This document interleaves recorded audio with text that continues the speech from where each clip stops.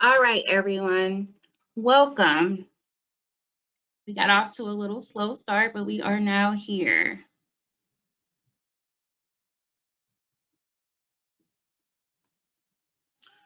Welcome to Understanding the Deaf and Hard of Hearing Community webinar, Challenges to Community Inclusion. Today's webinar has been brought to you by Services for Independent Living and Community Center for the Deaf and Hard of Hearing, which is also the Cleveland Hearing and Speech Center. My name is India Jones, and I am the Community Services Manager over here at Services for Independent Living, and I will be your webinar facilitator today.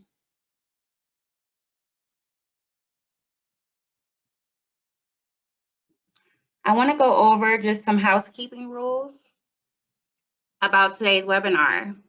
All participants will be muted during the webinar. Please put any questions that you may have in the question box. We will answer them at the end. There will be a satisfaction survey that will pop up at the end of this webinar. Please fill it out. This is how we get our feedback on how we're doing. If you would like to receive 1 CEU credit for attendance, and we are only able to offer this to licensed social workers, licensed independent social workers, and social work assistants, please select yes on that question on the survey. That will pop up directly after this webinar ends. A copy of the PowerPoint that will be presented today is available for download in the handout section. There will be a few questions that will be asked during the webinar by the presenters, and we want to hear from you. So please type in your answers to those questions in the chat box once they arise. Now I would like to introduce Dr. Maria O'Neill Ruddock.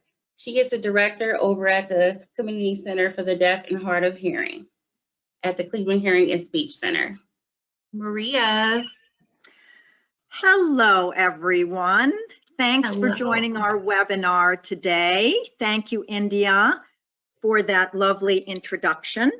So you're not going to actually hear much from me today, just a little bit. But I just wanted to quickly let you know about what we do at the Community Center for the Deaf and Hard of Hearing at the Cleveland Hearing and Speech Center, and a little bit about the individuals who are going to be presenting. So the Community Center for the Deaf and Hard of Hearing has, the goal is to help and assist individuals who are deaf or hard of hearing in independence, in learning skills for independent living, in finding jobs, in learning and educating. We do a lot of training in the community to hearing agencies. And we say hearing agencies, so those are agencies where mostly everybody is hearing. Our agency is also a hearing agency, but our center, Community Center for the Deaf, is actually staffed by deaf staff. We believe that that's very important to have deaf staff serving deaf people. It's a goal and value that we hold very dear. So before I introduce my coworkers, I just want you to understand that this webinar today, while it's going to be talking a lot about some challenges, what we really want you to take away is an understanding of the deaf community, deaf culture, American Sign Language, so that you have a much broader understanding of that community. And we're also going to be talking about individuals who are hard of hearing. But the primary goal really today is for you to have a really good understanding of the deaf community and the culture of that community. And those individuals who are going to be talking with you today are my esteemed colleagues, Casey Ring and Tim Skaggs. And both are individuals who are in the deaf community, are part of the deaf community, and are going to talk about their community as well as their culture. So as Tim, as you're seeing Tim on the screen, and Casey, I'm going to allow you two to take it away. Casey, you're going to get started. And again, welcome everyone, and I look forward to seeing you again in just a few minutes.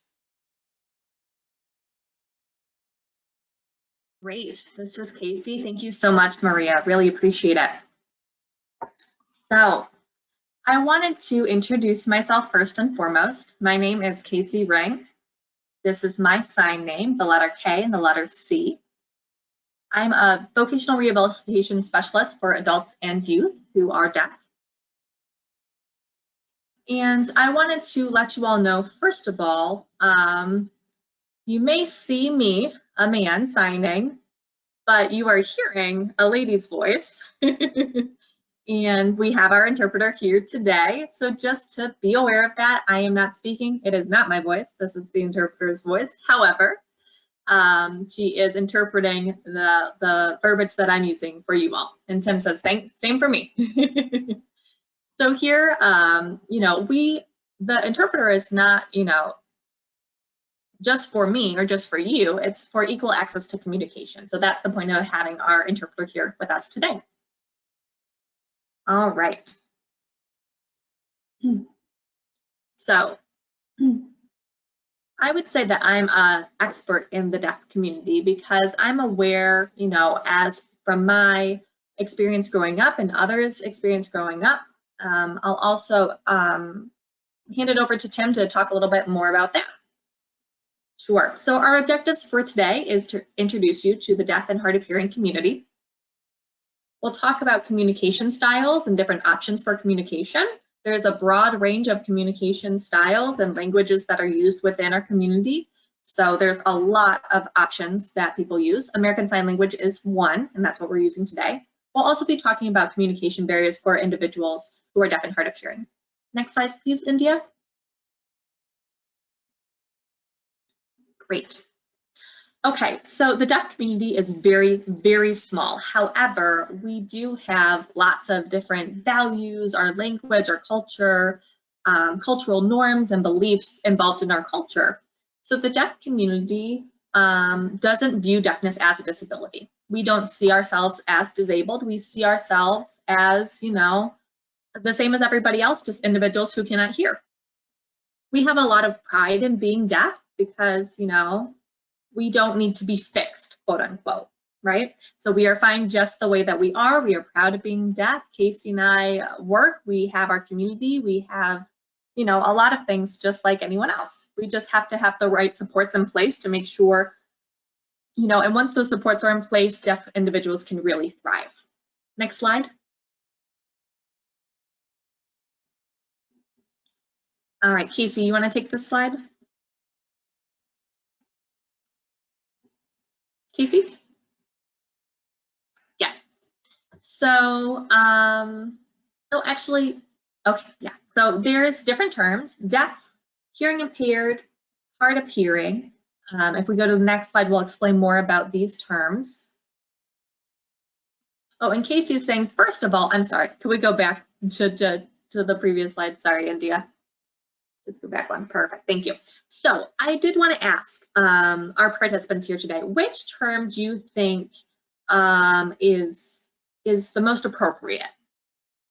Do you think that it's deaf, hearing impaired, or hard of hearing? Just throw that in the chat. Deaf or hard of hearing? Yeah, deaf and hard of hearing are appropriate terms. In our community, those who identify, you know, hearing impaired can be an insulting term for some individuals in our community. You know, it's used for medical purposes. It's appropriate in medical situations as basically a diagnosis. And Tim said, yeah, I just wanted to add, I think that the best solution is to ask the deaf individual. And that's okay. Some people say, oh, yep, I am hearing impaired. Some people will answer that. And that's an okay term to use, obviously. But I would say a large percentage of the deaf community does not prefer hearing impaired. They prefer to be called deaf or hard of hearing. So that's kind of your safest bet. All right, we'll move on to the next slide.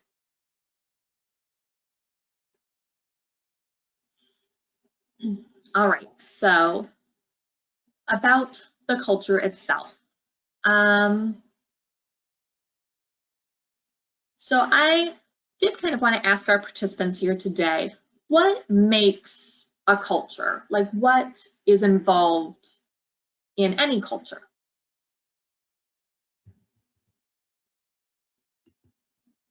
Feel free to type those in the chat box. You do see there's some words here on the screen. So like behavior is one, history, language, traditions,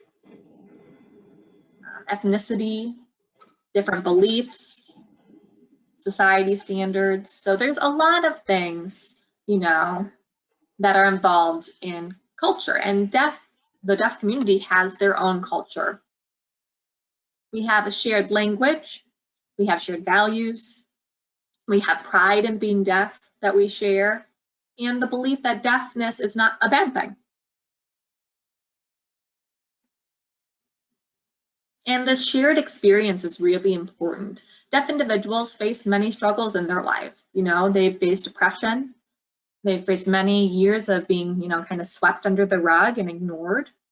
And so we always try to, you know, stand up for ourselves, and we are, you know, the same as anyone else, any other culture. It's just a cultural difference instead of a disability. All right, we'll go to the next slide.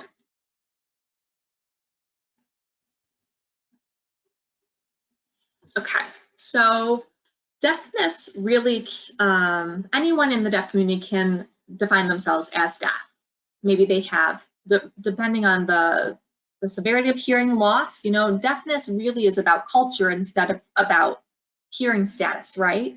So it's kind of interesting. Not everyone who is deaf is deaf. So this lowercase d, signed this way, means someone who has hearing loss, right? However, a capital D means someone who identifies with the culture. They're proud of being deaf. They identify with the deaf community and the deaf culture. So, you know, you can be culturally deaf without having hearing loss. And you may be curious of how that could be. But there's an individual, if they are involved and supportive of the deaf community and really, you know, in the deaf community, maybe a child who has a deaf parent or a sibling who has a deaf sibling, they're involved in deaf culture. So yeah, I just wanted to expand a little bit more upon the capital versus the lowercase d. Capital D, deaf, means someone who is completely involved in deaf culture. They're really strongly connected to the community. But, you know, people who are lowercase d, you know, have hearing loss, but they're not involved in the deaf community. They aren't, you know, involved in the culture. It's just maybe later in life they lost their hearing, or maybe it's just the choice. They just don't want to be involved in the deaf community and the deaf culture. So there are individuals out there who believe that way, which, you know, we obviously respect, but we don't, but we identify culturally as deaf. All right, next slide.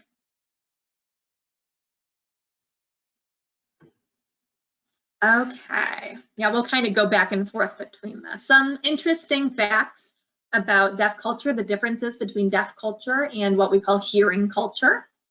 You may notice, oh yeah, that is something that's true. So Tim and I will kind of go back and forth here. So deaf individuals typically, how do we get attention? We'll wave maybe, flash a light, pound on the floor, flicker the lights, yeah. And for other individuals who are not deaf, you know, they may say something. They'll say, hey, how are you? They'll try to get your attention verbally, right? So, but for deaf people, it's more of a visual communication. We'll wave, and then once that eye contact is made, we'll continue to talk. Yep, so deaf people sometimes will kind of shout, and it kind of bounces off the wall, and you kind of feel that vibration. So sometimes people will shout and to be able to draw attention. Yeah, so deaf people have very powerful voices very often. They're very, very powerful. The room will echo, you know, for sure if you hear someone who's deaf get together. Since as normally we get together in the kitchen versus the living room. So deaf individuals like the kitchen because there's normally better lighting in that room, you know, so we like to see each other, to be able to communicate, have that clear access to communication. The living room's more dim, so it's hard for us to see. So normally we all congregate in the kitchen. That's the room with the best light normally. This is Casey. Yep, that's definitely true. Definitely here in my house, that's where we gather. Most deaf individuals normally will ask, you know, if they see another deaf person, they'll ask, where did you graduate from? What school did you go to? So normally hearing people who are not deaf will say, oh, like, what do you do for a living? That's your normal like introduction question. And deaf people want to know what school you went to because the deaf community is so small, like we've mentioned. So most deaf people, you know, go to a deaf residential school.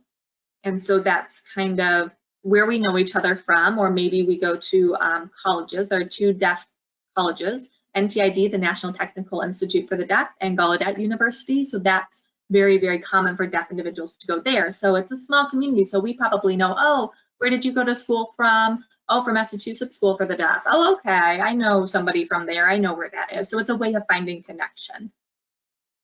This is Tim.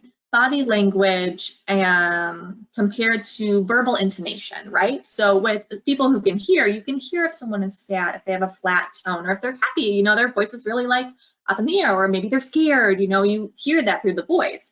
But deaf individuals communicate that through their face and their body language. Maybe their shoulder movement, you know, even the way that you sit, you know, if you're sit back like this, you know, we already know what that looks like, right? We want you to be more interested. Oh, you need to sit up, you need to have this ability to read the body language in the face, because that's how we read people's moods, right? With people who are not deaf, I mean, you do see body language, but deaf individuals are more reliant on that, where hearing people hear that intonation in the voice. This is Casey. You know what, deaf people, they typically begin and end the conversation or any kind of gathering, whatever they're done. Once it's over, deaf individuals, you know, are very, very open. They'll say, you know, I love you. They'll give you hugs, we'll pound fists, we'll do whatever. We're very affectionate individuals. Hearing people, normally you end it with a handshake, right? Or a pat on the back. That's how you kind of end things off. And deaf individuals are very, you know, open and affectionate people. You know, we know each other, or it's very intimate often. We're raised together, we're around each other a lot. We share frustrations, we share this commonality of life experiences. That's a huge bonding thing. And Tim said, yeah, I think it's funny, the difference being raised in a deaf household. I don't like being pat on the back. It's like, it feels weird. I'm like, we're close enough to give a hug. Like, why are we patting on the back? We should just be hugging. So it's just kind of funny, the differences in culture. Next slide, please.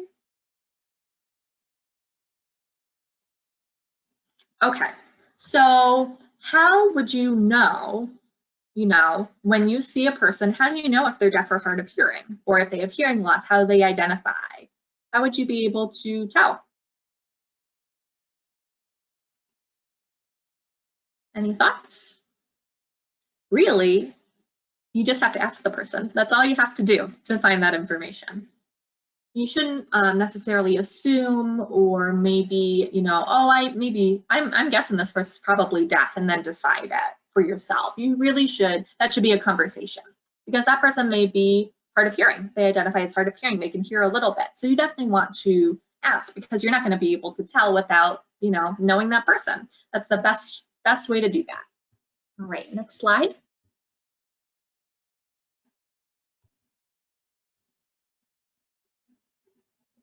Okay, so really, I want to make sure that we're not focusing too much on the label, although it is important. Deaf, hard of hearing, hearing impaired, all of that aside, the most important thing to focus on is communication.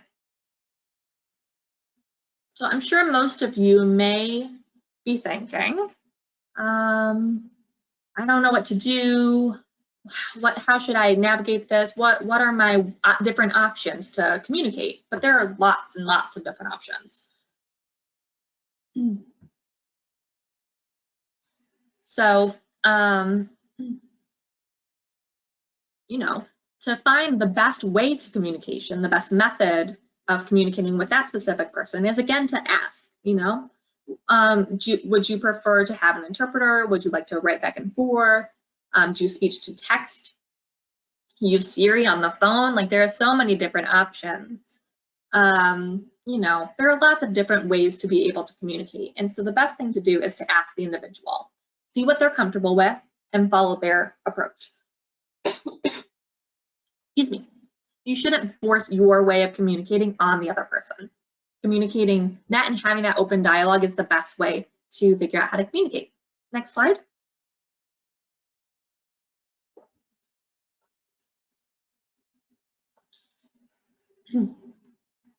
So challenges and barriers. Autism, language disfluency, hearing loss, and lip reading.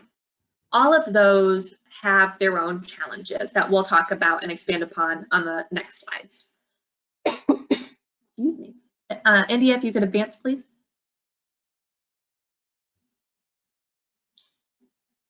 Okay, autism.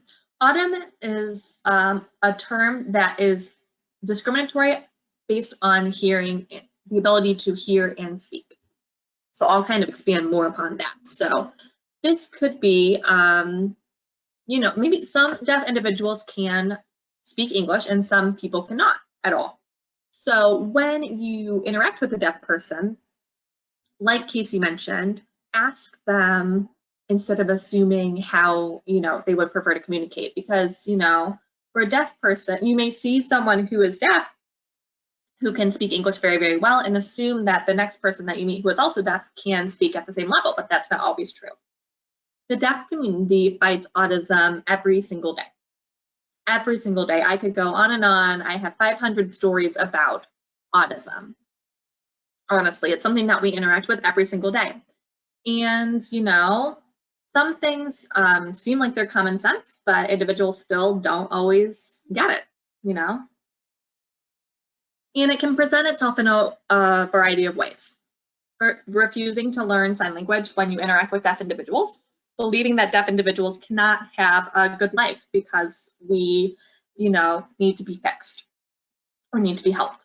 Not allowing the deaf individual or deaf children to be exposed to their own culture.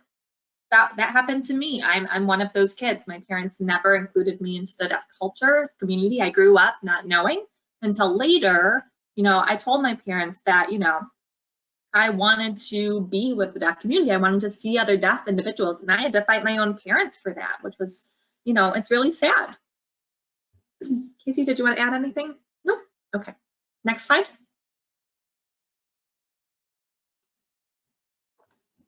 How can we help end autism?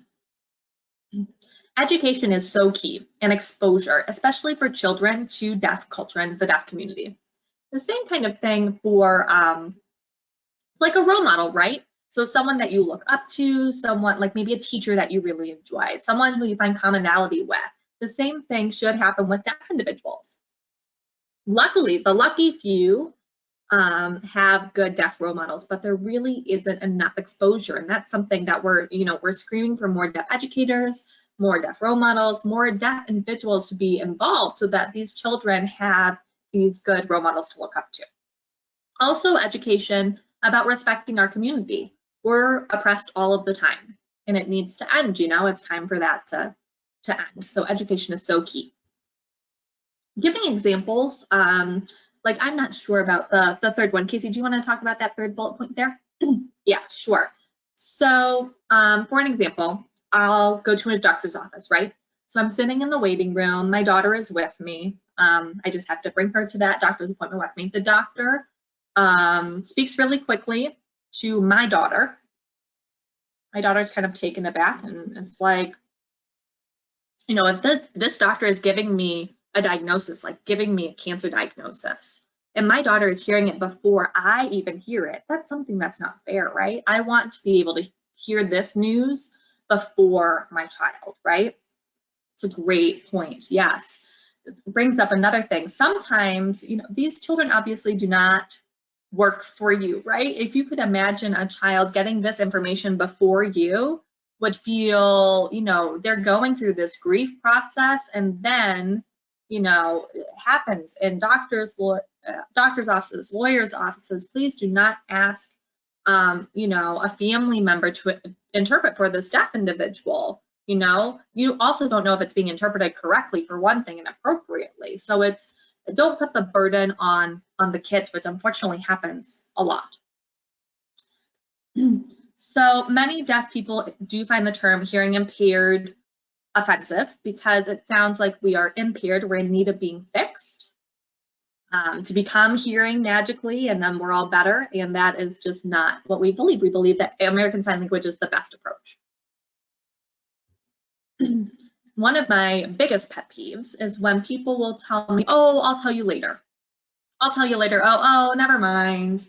Never mind. After trying to communicate with someone, that is so frustrating for deaf individuals because we're trying to understand what's going on, right? And to say, oh, no, just shut that down. Now I'm kind of obsessing about, like, what are you talking about? I'm trying to fill in the gaps, and it makes me feel really bad because I'm not able to be engaged in that conversation.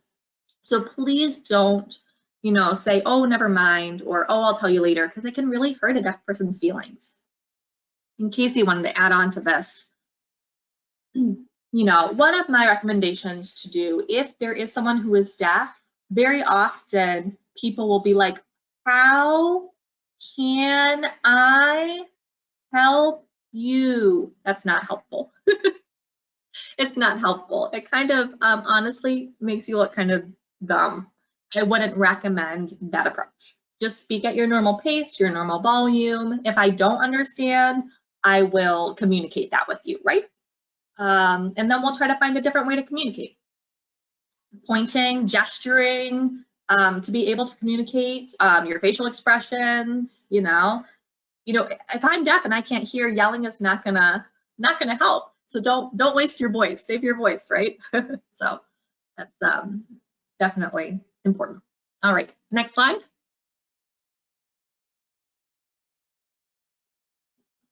Okay, language deprivation syndrome, or LDS. Oh, I'm sorry, Maria, did you want to speak on this? I wasn't sure if it was me or Maria. Okay, sorry about that. So language deprivation syndrome is someone who does not have access to a native language. They're not acquiring that language. So, you know, for children, when they are born, they have that ability to hear everything that is happening around them. They're hearing conversations, and as you get older, you're picking up that language every day. As a deaf individual, a deaf child who is not able to hear is not able to learn that language, or maybe able to learn some parts of the language. You know, if their parents do not know sign language, if they don't sign to their deaf child, then it's a lot worse. So language deprivation is that acquisition of language and that integration of language, and it affects their brain development. So with people with language deprivation syndrome have a hard time retaining information because, you know, you have this critical period of language learning, which is from birth to 5, really from birth to 3 years old. So if you miss that critical language period, you have gaps later in life, and it makes it harder for them to be able to pick up any language at all, as well as retaining information. You know, your brain is kind of like a filing system. You can file things away and you store that in your brain as you go along. But for deaf individuals who have language deprivation syndrome, they can't file that information away. They can't retain that information because they don't have that capability. And at a certain point, it becomes too late. So there are a lot of differences within deaf individuals, but some individuals really have this limit to the language that they are able to acquire just because they didn't learn it at a certain point in time. So it definitely depends about the ability to acquire language later in life. Next slide.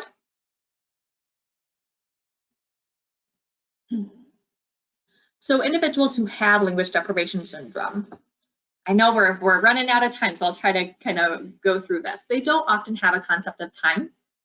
So yesterday versus tomorrow, so I'll give you an example. So today, I ate lunch, and let's say I'm going to eat lunch tomorrow, right?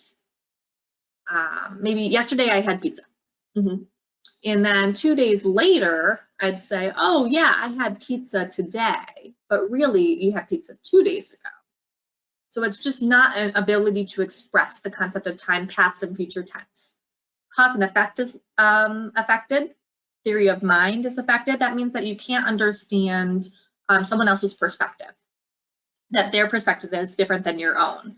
So, oh, if you hurt my feelings, the deaf person with language deprivation syndrome would say, like, I understand it as me, like if I experience it, but I can't understand that I hurt someone else's feelings. I'm not able to put myself in somebody else's shoes. Abstract concepts are hard to convey. You know, a deaf individual is not really able to abstract the concepts. So often, you know, that means that you need to be careful with jokes and sarcasms with these individuals, because if you make a sarcastic comment, the deaf person might just be mad because they don't understand that it's sarcastic. Not me, obviously, it depends on the deaf person, but someone who has language deprivation syndrome may be offended because they don't understand that it's sarcastic or it's a joke. So sometimes they have a hard time learning, you know, like I mentioned, you have this gap of time and information, and also, you know, I'll give you an example. So for sizes, so if you say this, it's bigger or smaller, right? So you can show this. There's different words for basically the same sign, right? So enlarging, gigantic, humongous, huge, large. So there's lots of English words for the same sign, right? But a deaf kid is getting this, big, right? For the rest of their life, maybe they only know big. They don't know huge. They don't know gigantic. They don't know these synonyms for the sign. Emotional regulation can be difficult, and also their tolerance for frustration, their frustration tolerance can be impacted. So sometimes we have to give those kind of reminders, because often there's impulsive behaviors, or they're acting out because they just don't know how to emotionally regulate and control their emotions. Like I mentioned, theory of mind, right? They don't have theory of mind, meaning that their coping skills just are not there. It's going to be really, really tough. Same thing for, you know, sometimes you have to learn how to think from someone else's perspective, right? If you don't have theory of mind, if you can't put yourself in someone else's shoes, it can be hard to hear and listen to another person and comprehend what they're saying, right? Oh, want to make sure our interpreter was not frozen. We're good. Okay, next slide.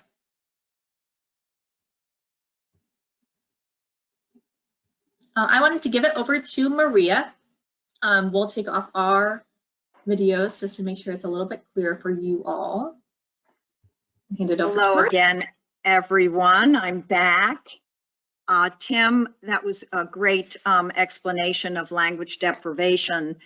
And just for our audience today, just wanting you to keep that concept in mind as you're thinking about the title of this presentation, which are, you know, which is barriers to community inclusion, right? So a person who has disfluency, or more profoundly has language deprivation syndrome, you can imagine the impact that has if you are lacking in some cognitive skills, what that will do when you're looking for a job, what the impact that has on your ability to live independently when you're just missing a lot of information. So one of the things we do a lot of in our Community Center for the Deaf, as I mentioned previously, is we do a lot of education.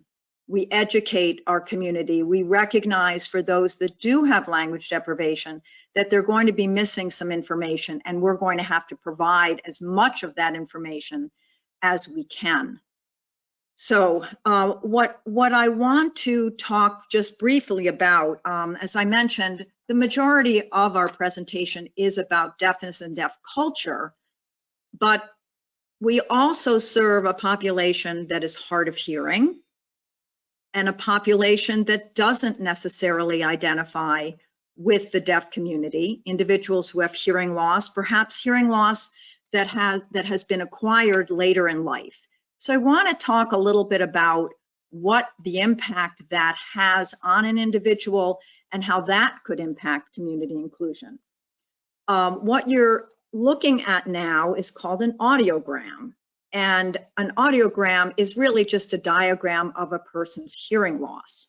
But the reason I'm bringing it up is I want you to kind of look at it and recognize some of the pictures as well as the letters that are there. So a person that has a mild loss, which would be kind of towards the top of this graph, would be able to, with amplification, be able to hear speech sounds, right? You see some of the letters there are indicating of letters that people could hear with a mild loss.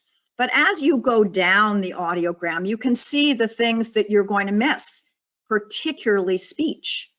So you're going to miss speech if your hearing loss starts to go from mild to moderate to severe to profound. At the profound level, at the bottom, you're not getting any kind of speech sound at all, and amplification through a hearing aid will be very minimal. You won't get a lot of information through amplification.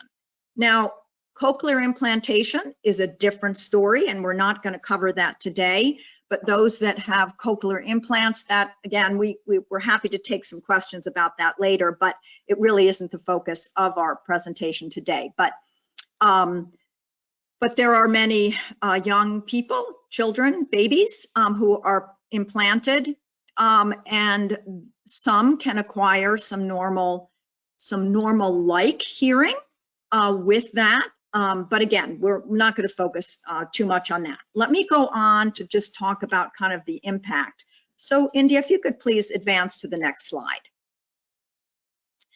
So again, as we're thinking about hearing loss, or individuals who are not part of the deaf community, who don't sign, right?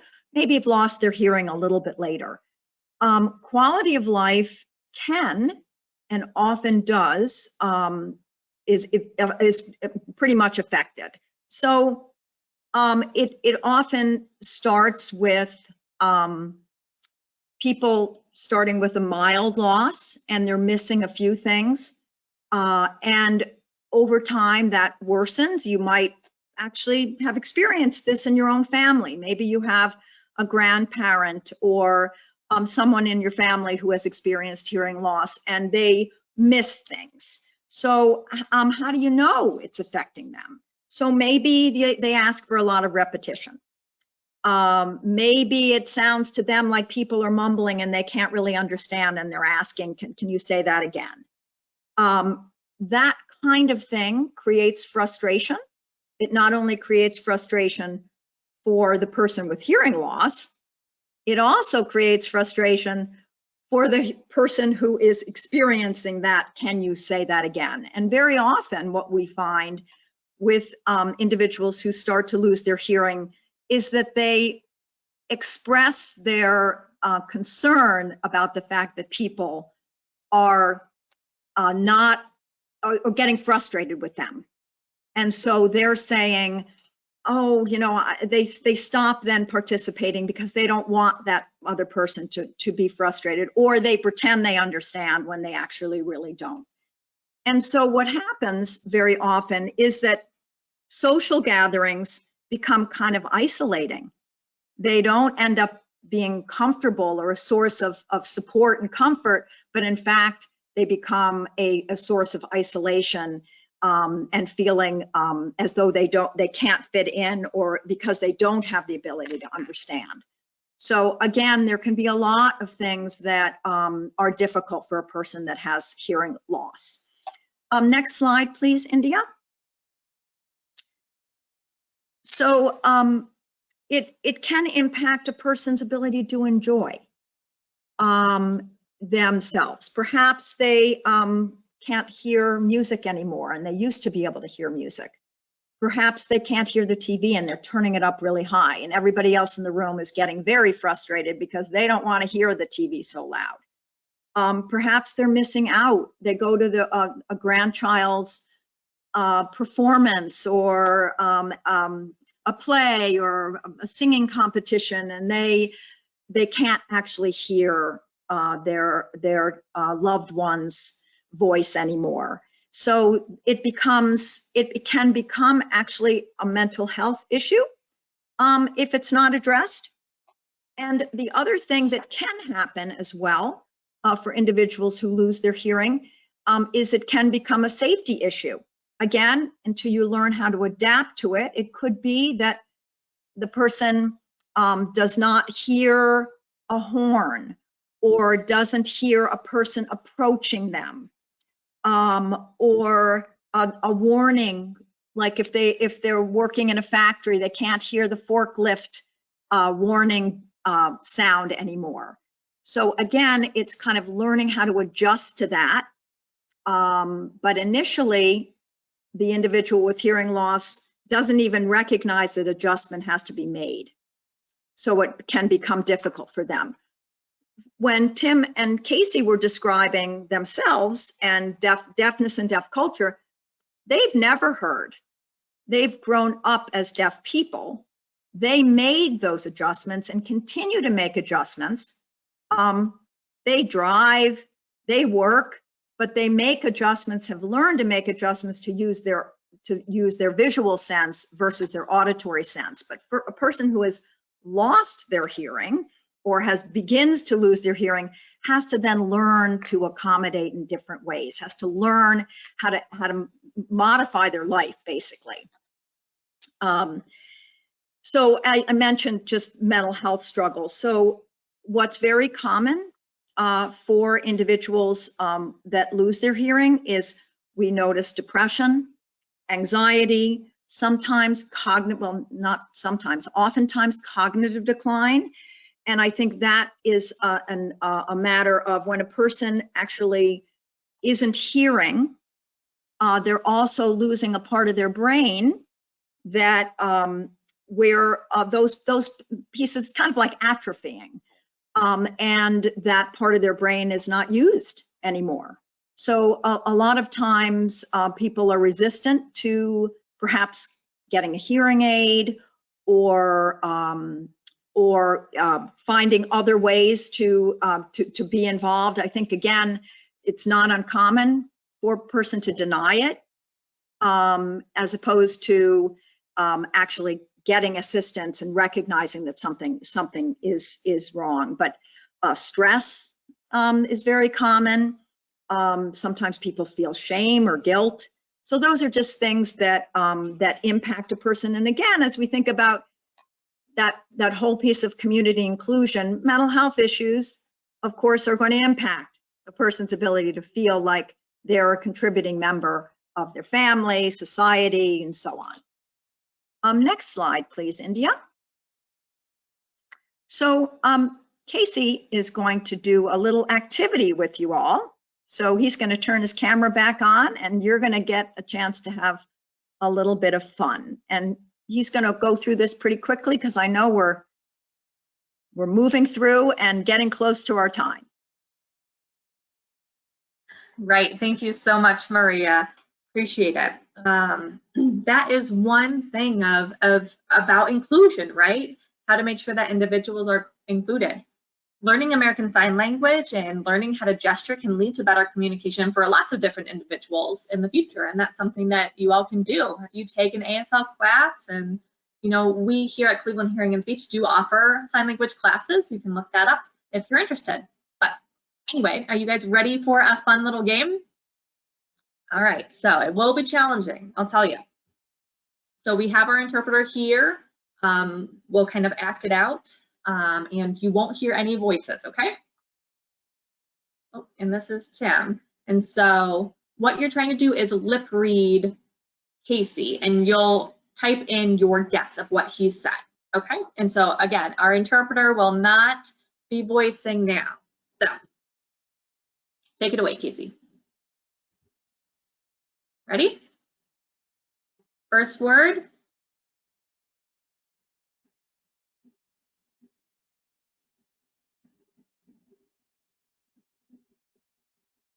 I just wanted to tell the audience to go ahead and type your response into the question box, please. There seems to be a problem with the chat box.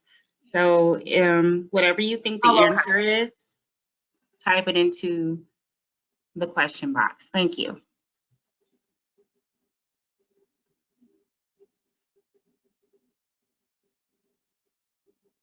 Okay, I'll say it again.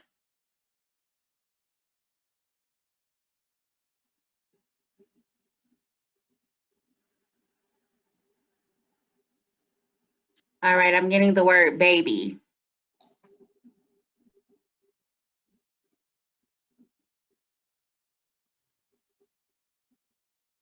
Okay. Help me.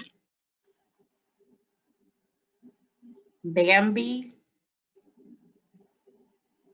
Or the word maybe. Okay, great. Okay, so the right answer is maybe. So someone did get that right. Yeah, you see a lot of misunderstandings, right? A lot of guesses. And that's something that deaf individuals face if they're trying to lip read. They're catching pieces and parts of the conversation and trying to figure it out, unsure if they got it right, and just make a guess. And so that can definitely be challenging.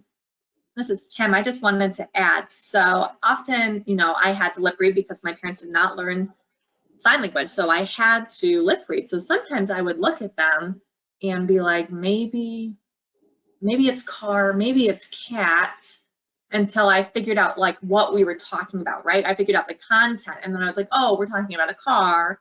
That means that we're talking about a road, we're going blah, blah, blah. So if I know the content, it's helpful. But without knowing what we're talking about, it's like super difficult, and it's way later in the conversation that I'm caught up, right? So, and now by the time that I caught up, you're onto a new story, right? And so I'm again at the starting line, and so often deaf individuals are behind in the information process. Back to Casey. Oh yeah, thanks Tim, appreciate it. So yeah, so I just said maybe. So now, you know, there are 3 different words that look the same. Maybe, baby, and pay me. All those things look exactly the same on the lips. So you just have to be careful. And another 3 words that you will, I'll just throw them out real quick. Elephant shoes, olive oil, or no, wait, olive juice, sorry. Olive juice, elephant shoes, and I love you. All 3 of those are, you know, pretty similar on the mouth. So that's one thing that you have to think about if you are talking with someone who's misreading, or lip reading, they may guess, but if you want to make sure that they're involved in the conversation, you should make sure that they are understanding what you're saying and kind of check in with them, right? And if we're on the same page, then we're good. But if not, maybe try a different way of communication. All right, we'll go to the next slide.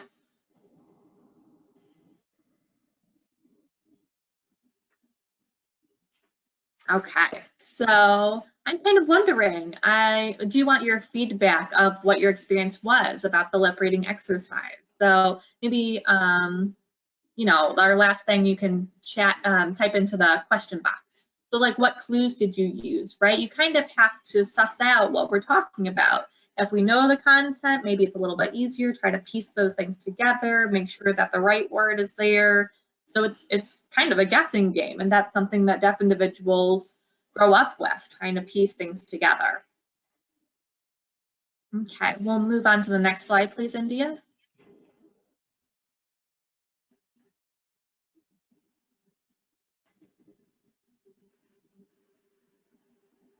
Okay, so how do you know when you've communicated effectively?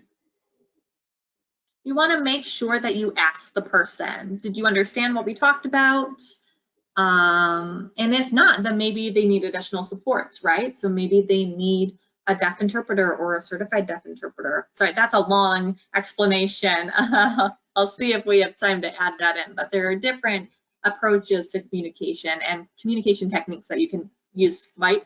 Like gesturing, writing back and forth, texting back and forth, using an interpreter like we have Jordan here today. That's a perfect example of an accommodation that you can use.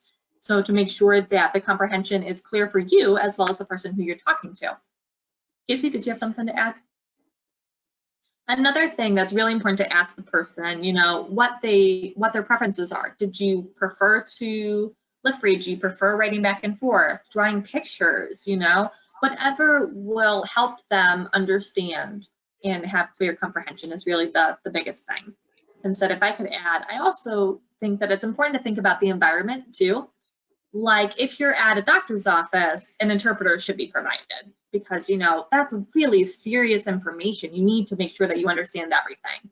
If, you know, you're getting a drink from Starbucks, you know, you can use paper and pencil or a gesture or what have you, you know, but for more serious, complicated conversations, try to provide a sign language interpreter because, you know, it's really important that the person understands everything that's going on. There's no room for error. Next slide.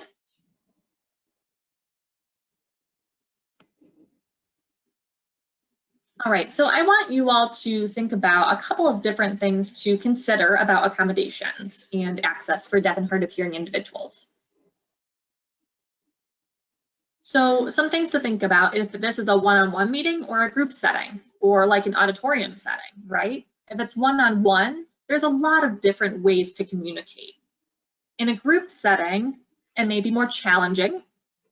So there's many people, right? If there's 2 or 3 people who are talking at the same time or talking over each other, then the deaf person has to pick who they're looking at, and the interpreter would probably be the best choice. Or in a big auditorium setting, right? You should probably provide an interpreter so that they're able to hear what's going on and interpret. That's basically what Jordan's doing now. So you're seeing interpretation and process. If it's a really important meeting or maybe meeting with a coworker or what have you, it depends on the comfort level of the individual, obviously, the number of people who are going to be present, how many people will be talking. Are there going to be 2 people talking, 3 people talking, 1 at a time? The size of the room can impact it, if it's a small room versus a pretty big room. Accommodation access, right? So an American Sign Language interpreter, an American Sign Language interpreter is one option. You may have 1 or you may have 2 interpreters. You see Jordan's been going on for an hour. She needed a drink of water to cool off, so I know we'll be done soon. So appreciate Jordan hanging in there. Sometimes you'll have 2 interpreters to make sure that you have full access. CART or captioning is one option that people may choose. It's like word by word. It's good for people who are proficient in English. An audio loop, so that is something it's a hearing device that helps amplify sound. So it's like a headphone or something of that nature. An oral interpreter. So there are interpreters who do not use sign language. So they don't use their hands at all. They just re-speak what's being said more clearly.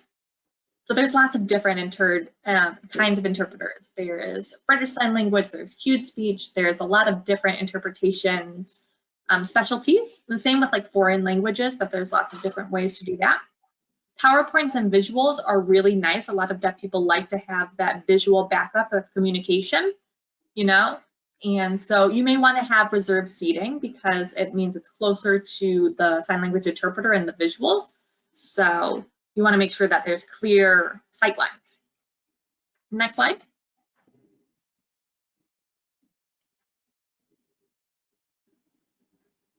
Okay, so these are some simple communication strategies. So a deaf individual needs to maintain eye contact. If I look away, Casey's going to be like, what are you looking at? Are you talking to me? You know?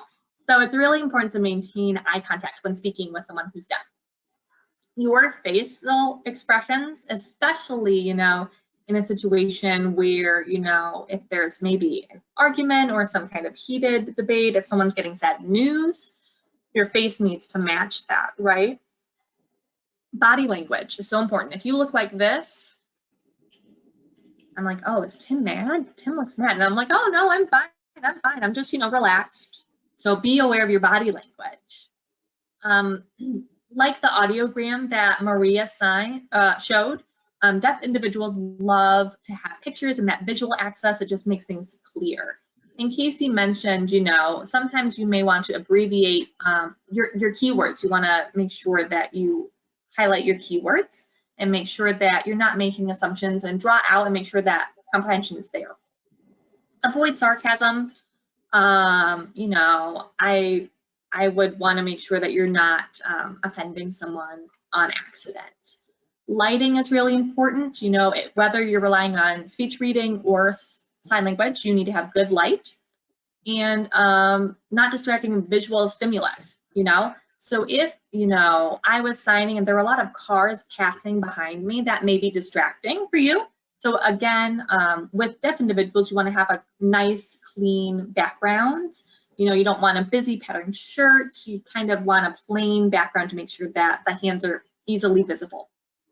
So the room setup can be different. So if you have a deaf individual and an interpreter, and it's just a one-on-one meeting, you may set it up differently. Or if it's a big group setting, the best way to set up in a group setting is in a circle rather than rows, because then you have access to communication everywhere. Communication rules are important. My communication rule is American Sign Language, but it's important to ask the person because not everyone communicates the same way. So just to ask for their preferences. All right, next slide. We're going to skip past this. We don't have time, unfortunately, but Casey said I will be sending the PowerPoint along so you can watch the video at a later date. A little bit about American Sign Language, or ASL. It was recognized as a foreign language here in Ohio, June 20th of 1997. So there's a lot of different, languages that are recognized. And if you want to learn language or the linguistics, it's similar to Spanish or French. American Sign Language has more in common grammatically than English. So it's, subject, verb, object, right? But in other languages, it's object first, right? And Tim's saying, and time comes first. Time, object, subject. So like if you said, I go to the store tomorrow, deaf people would say, tomorrow store I go. So it's a different grammatical structure. And English uses, 5 or 6 words, and I'm only using 3 signs. So that's often why, if people are writing, there may be some misunderstandings with written English. If you are interested in learning sign language, I would definitely encourage you to do it, but don't expect to be a pro like overnight or in a year. It takes a lot of time and a lot of effort, and the best way to learn is to interact with deaf individuals. That's the quickest way to pick up any language, is that exposure. And you'll pick it up a lot faster interacting with deaf individuals. And Tim says, it is not, it depends on how much you invest in the language, right? What you invest is what you'll get back. So, and that's any language, American Sign Language included. All right, next slide.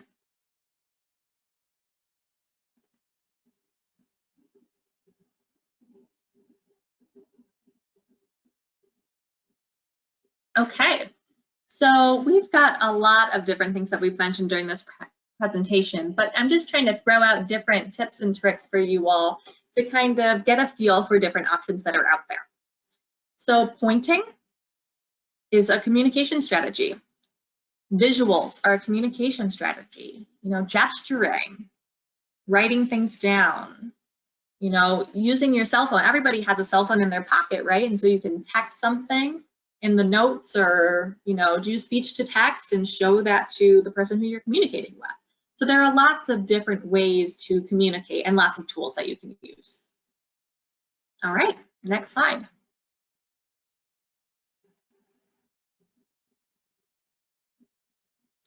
So there are lots of different technologies. I'll try to abbreviate as much as I can A phone, your FaceTime. TTY, that's really kind of an old system. Some people do use it. It's you type and it goes to a relay operator, and they will verbalize it to the person, and then the person on the phone will speak back to the relay person and they'll type it. I really think that this isn't going to be used anymore very, very soon. There's a video phone. I have one in my office, so that's an interpreted phone call. So it's basically the same concept of what we're doing now, but it's on the telephone, right? So you would hear the interpreter's voice and I would be signing to them. VRI, video remote interpreting, is like a mobile interpreter, you could say. So you have an iPad or a device where you see the interpretation process. It's being used more and more. You know, and there are pros and cons for using that. We don't have enough time to really explain on all the nuances of that, but we'll go ahead to the next slide. In case you did want to add, like Tim mentioned about VRI, video remote interpreting, or video relay interpreting, that is, you know, this is an example of it. So you have the interpreter who will interpret to the hearing person, the person who is not deaf on the phone, and then they'll speak back over the phone. The interpreter will then hear that, interpret it into American Sign Language that the deaf person can see. So that's kind of the way that works. All right, next slide.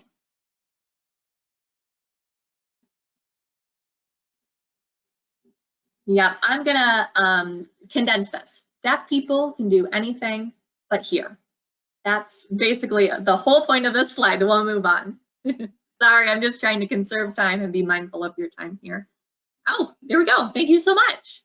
All right, can we open for questions or did we run out of time? Yes, so we do have questions. The first question that we have is from a Joseph Thomas, and he wants to know, are there any laws that prohibit the deaf community from autism?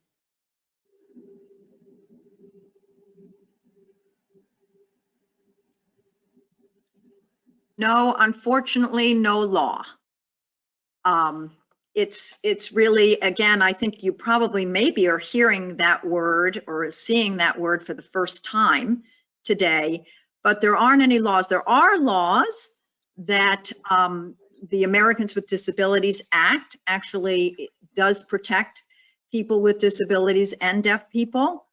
And it's all about communication accessibility and communication equality, so that a deaf person is afforded by law the same information that a hearing person gets.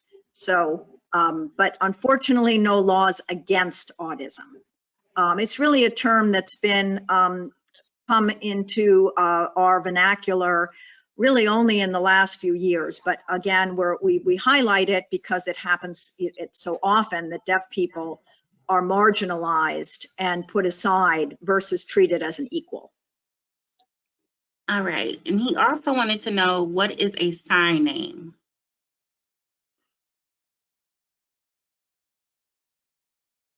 Oh, sure. Great question. So a sign name is basically how deaf people refer to each other. So you have your name in sign language. Instead of spelling it out, instead of spelling the full name, it's condensed into a sign. So that's what a sign name is. So my sign name, for example, is this, which is the letter C, the letter K, the letter C. Instead of spelling C-A-S-E-Y, it sounds the same, right? So it's KC. So that's how you say my name in sign language, is what a sign name is. Tim Skaggs, his sign name is this, which is a depiction. It shows him with a beard. So that's how he is known in sign language. It's called a classifier. That's a linguistic term. So that's his name in sign language. Yeah, so. All right, if a person with people who may have the same sign name, excuse me. Sorry, India, didn't mean to talk over you. No, you're fine. Next question. If a person with autism cannot speak, could they also identify with the big D culture?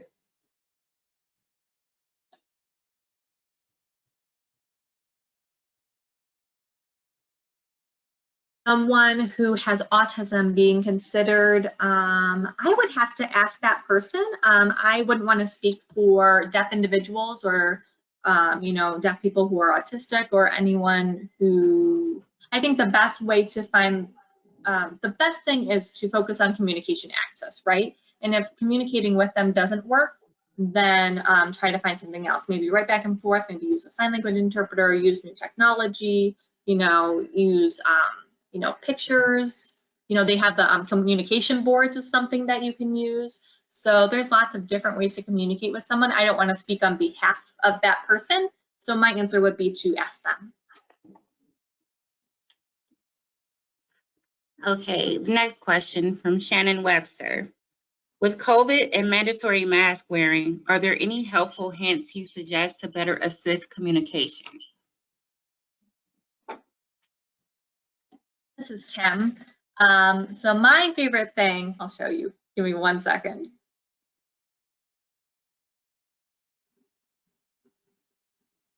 This is what I use. There's an app that's called Big, B-I-G, and it's really nice for communication, which I used in the past too. Like if I go to Wendy's or what have you, and I get a large order of what have you, you know, I get the same thing every time. So I say, oh, I want a number 7. So I type that in and have it ready at the window, and it has bigger text, so it's easier to read, right? A lot of apps have really small text, but it's called Big, and so it kind of blows up the text. That's the technique that I use. Maria? I just want to add, COVID and mask wearing has been a huge challenge for deaf and hard of hearing people for a number of reasons, because a deaf person has no access to not only a mouth, but facial expressions, which are so critical as part of a person's understanding of what's going on. And mask wearing also mumbles one's voice. So it is very, very challenging. One of the things that we recommend to our clients and did at the very beginning of COVID, if a person is concerned about putting their mask down, it's bringing a paper and pencil with them to appointments so that they at least have some way of communicating if need be. And Tim is also showing a mask that has a clear mouth. We have those at our center.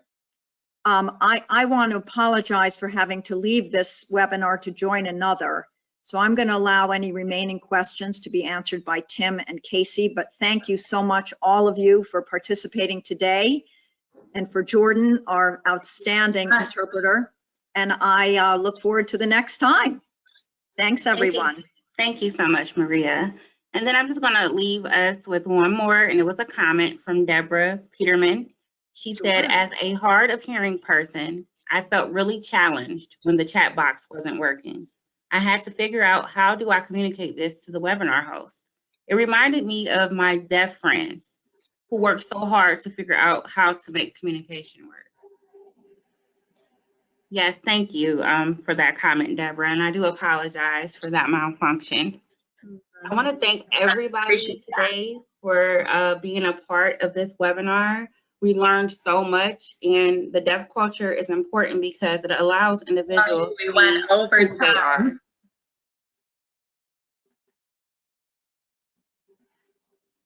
Yes, apologize for running over our time today. Appreciate No, you're fine. We've been having a good time, actually. This is great. But it also allows individuals, you know, to live in a way that is unique to them. So I'm so glad that we were able to, you know, bring this teachable webinar to our audience. And I look forward to seeing what else is coming from your organization this year. Thank you, everybody, for attending, and please enjoy your days. Thank you so much, everyone. Take care.